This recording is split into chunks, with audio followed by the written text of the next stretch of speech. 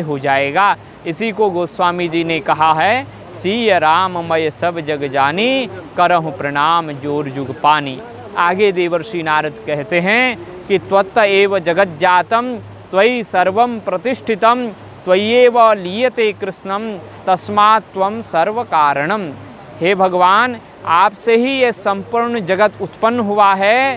त्वयि सर्वम प्रतिष्ठितम, ये संपूर्ण जगत आप में ही प्रतिष्ठित है, इसके आश्रयभूत आप ही हैं। त्वय्यैव लीयते कृष्णम, और ये संपूर्ण जगत आप में ही लीन होने वाला है, इसलिए तस्मात् त्वं सर्व कारणम।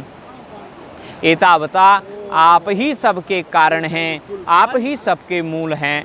फिर भगवान देवर्षि नारद श्री राम प्रभु से कहते हैं कि रज्जा वही मिवात्मानम जीवम ज्ञात्वा भयम भवेत।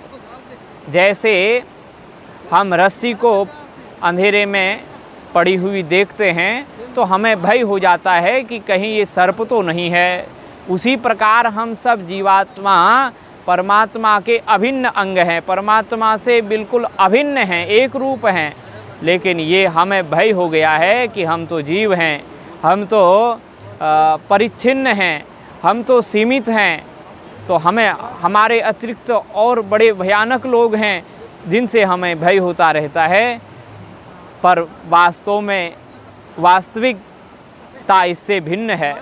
परमात्मा मिति ज्ञात्वा, जैसे प्रकाश को प्राप्त करके जिस रस्सी में सर्प का भ्रम होता है वो भ्रम दूर हो जाता है, उसी प्रकार ज्ञान रूपी प्रकाश के माध्यम से जीव को अपना वास्तविक स्वरूप, अपना वास्तविक परमात्मा का जो रूप है वो प्राप्त होता है, तो वो भी अपना भय त्याग देता है।